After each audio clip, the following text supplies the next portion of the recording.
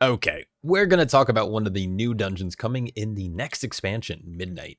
In this video, we're going to be exploring the Maisara Caverns, the other dungeon in Zul'aman. In my last video, I broke down a lot of the different mechanics and the overall vibes of Den of Nal'Rok. Now, that video is a little too scripted if you ask me. So in this video, I'm going to just kind of talk about my thoughts of the dungeon, from the trash to the bosses to just the vibes, because that is the most important thing in this game. So this dungeon is located, sorry about the map, it's located in the Zul'aman region. Now this is not going to be part of the quest line, but instead it's going to be part of kind of the secondary quests within the zone. Now without spoiling too much, basically beneath the zone there is a sacrificial necromancy place, halls of some sort, of the Vilebrand trolls who are actually sacrificing the Witherbark captives to power their necromancy. If you love the troll aesthetic, you're gonna love this dungeon. It's got hexes, it's got totems, it's got cool rituals, and a lot of creepy shit. Upon entering the dungeon, you're gonna find yourself face to face with the kind of your standard troll NPCs. You have things like the berserkers, who are basically gonna melee your tank and just get enraged when they get low on health, and they're gonna leech for all of the damage that they deal. You're going to have the witch doctors who are casting Rain of Toads, as well as casting Necrotic Wave, applying healing absorbs to your party. You have your ritual guardians who are going to try to set your group ablaze with their fire magic? Yeah? Pyromancy? Okay, fire magic. Yeah, the smart term. You have various creatures that the trolls fight alongside, like the hexbound eagles that do frontals and apply bleeds to your group. And lastly, you have the Vilebatch Juggernauts, who are just there to wreak havoc upon your group with their large AoE sonic damage. The total vibes of this place feels very Cataclysm, very BC. There's some pulls that can be fairly large, some pulls that you can do pretty small, but the whole point of this kind of first area leading up to the first boss is going to be free prisoners of the Witherbark tribe who were captured, trying to be used in different rituals. Similar to dungeons like Brackenide Hollow, or even the previously talked about Den of Nal'Rok dungeon in this next expansion, once you free the prisoners, or once you complete your dungeon objective, you're able to go on to the first boss. Jin and Necrax is going to be the first boss encounter, and it's a two-target cleave fight, I guess is the best way to describe it. It's a hunter and her pet. His pet? Yeah. So during the fight, you're going to have multiple mechanics coming out from both enemies. First, you have Jin, who is mostly going to be doing kind of the tank buster of the fight, which is called Flanking Spear. He's going to like leap across the arena, chuck a spear at the tank, and that's going to apply a bleed. Occasionally throughout the fight, he's also going to try to place down freezing traps.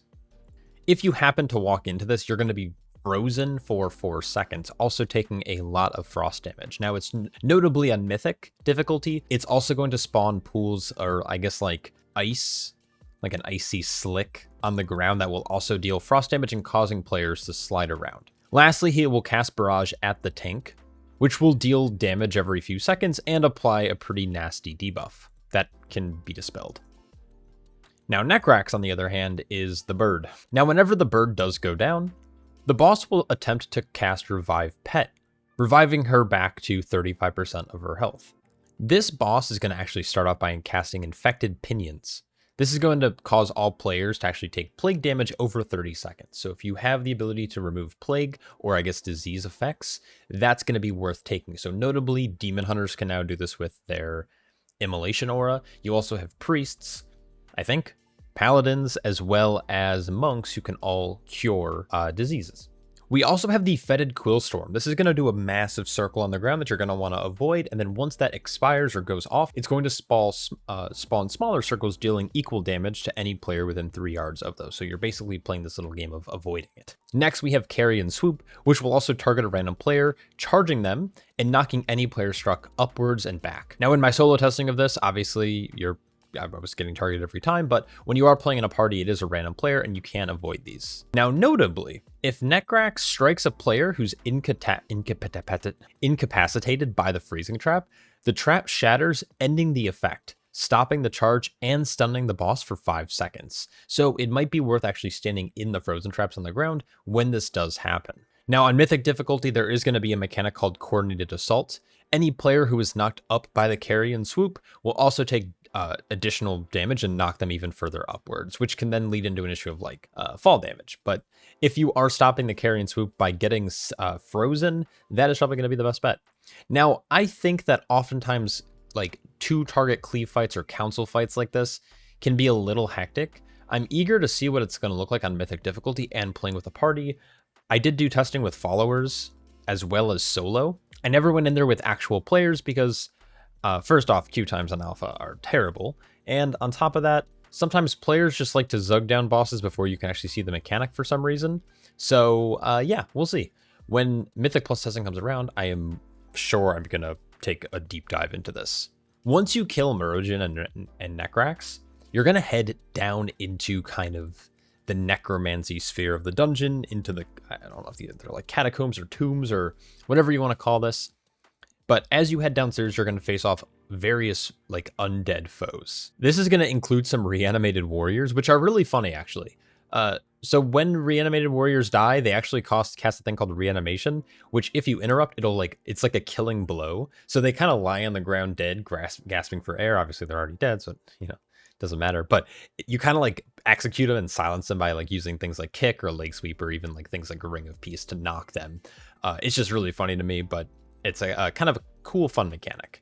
You also have like these restless Gnarldens that are these giant Gnarldens. I don't, they're like the models from Dragonflight. These guys are pretty scary. Not only do they do ramping, or not ramping, but they do like sustained AoE damage on every melee hit. They also do this thing called Ancestral Crush, which does a bunch of AoE damage and causes these like void zones to appear.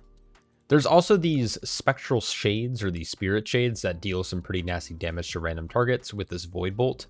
It leaves a pretty nasty dot. Healers will probably just want to dispel this whenever they can. And then finally we have Roxal, who is the executioner or maybe like necromancer guy down here. He does two different things. He invokes shadows, which will suck all players towards the center of the circle. And at the same time, he will also do a ritual sacrifice, porting to the player to the altar in the middle. And this needs to be broken in order to save that player from being sacrificed. They're also taking sustained damage over its duration. Now, you can always use things like Tiger Lust or Freedom to remove that. Not sure if that'll be true going forward, but kind of a cool little fun mini boss in the middle of the dungeon. Once that mini boss is defeated, you're going to keep making your way down into the Wailing Depths. There are some more reanimated spirits, as well as these risen defenders who do these tornadoes that spawn, as well as spawn, they channel like a barricade in front of them that you're going to have to move behind. I've never liked these types of defenses from mobs. It's always like tedious, especially if you're a caster. So tanks try to aim it like towards a wall or away from your group, so melee and DPS can just keep good uptime. You'll continue fighting your way through these reanimated warriors and various spirit mobs until you get to the next boss, Vordaza. Now, I can't quite get a read on this boss, if I'm being honest.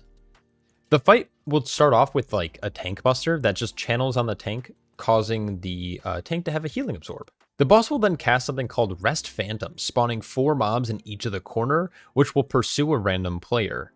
Now, from my testing, obviously I didn't play with any real players, because this isn't an MMO or anything like that.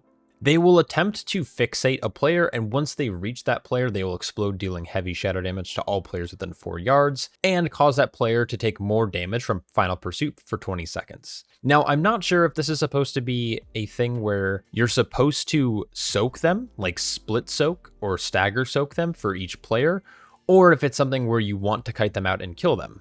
Now, when they're eventually slain or killed, they also do damage over time, and it stacks.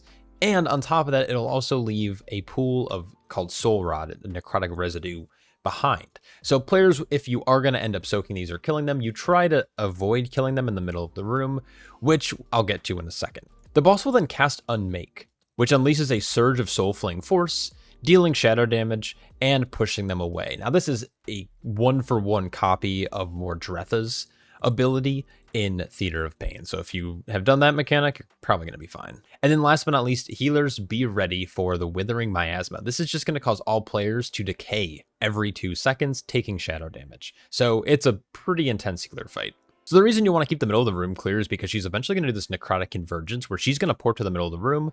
She's going to have a massive death shroud on her that'll need to be broken, and she's going to channel Coalesced Death. While this necrotic convergence cast is going, basically masses of Ichor are going to pour out from these like 4 corners of the room, and you're going to want to avoid getting hit by these because they're going to do damage to you if you get struck.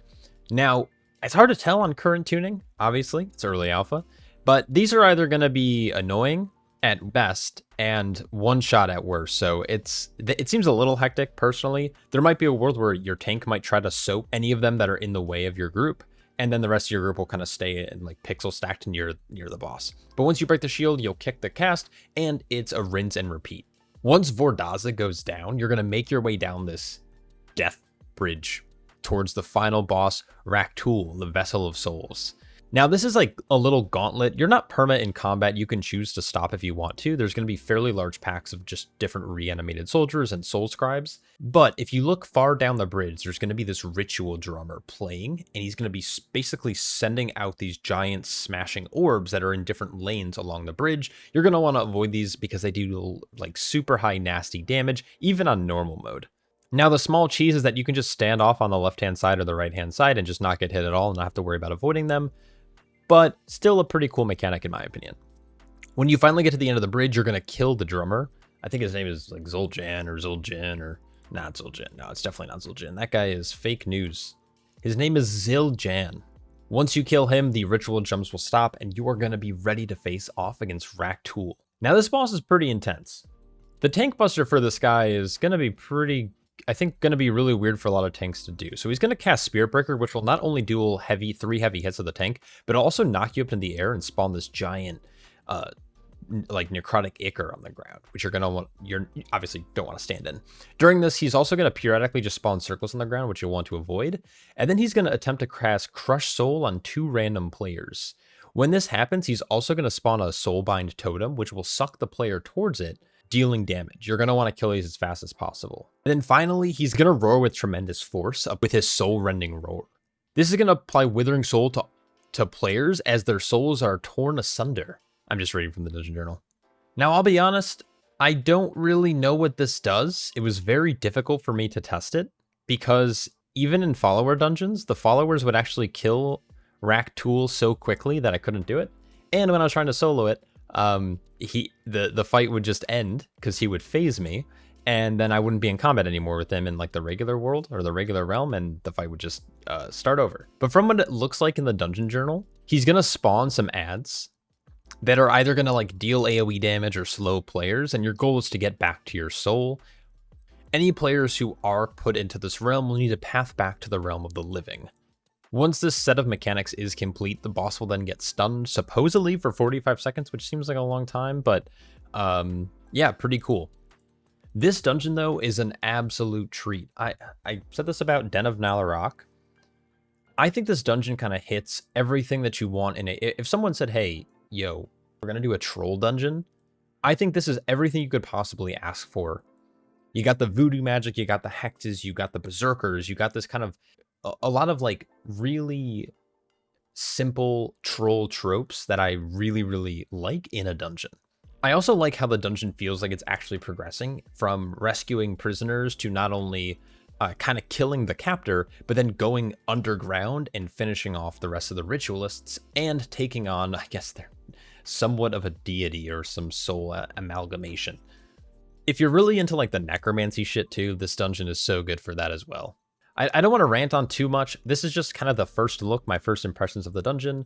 Obviously, Mythic Plus tuning will give us a better picture at how the dungeon's actually going to play out, but I think for normal, heroic, and even maybe early Mythic Zeros, this dungeon should be an absolute joy to partake in, and I think players are going to enjoy their time in here. Anyways, let me know what you think down below, and of course, a massive shout out to all my Patreon supporters and channel members. Their support allows me to make content like this. I hope you guys are all staying happy, healthy, and I'll catch you all in the next one. Peace.